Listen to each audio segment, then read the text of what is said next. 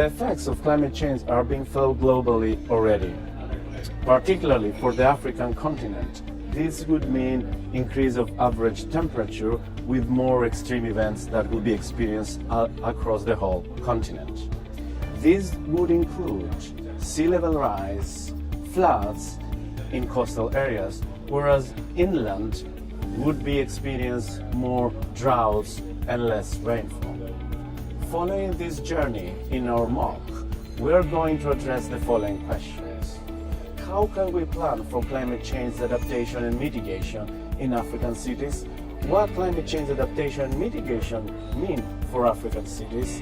And how climate change actions can support local development objectives? First, we introduce climate change and its connections to urbanization. Second, we discuss in the context of African cities the drivers of urban climate risk and vulnerability.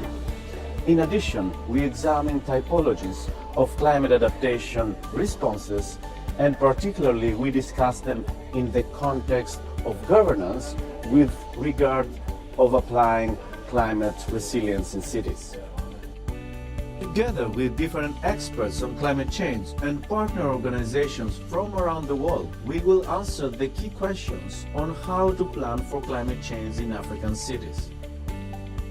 We also introduce approaches for assessing climate vulnerabilities and tools for facilitating participation of stakeholders in setting priorities for climate change actions.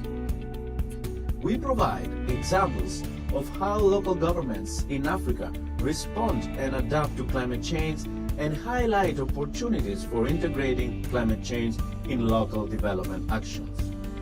As climate change is widely recognized as one of the most important global challenges that humankind is facing, we hope to equip you with the right tools and skills on how to plan for climate change planning in cities, from identifying climate change impacts to prioritizing climate change actions to adapt and reduce these impacts.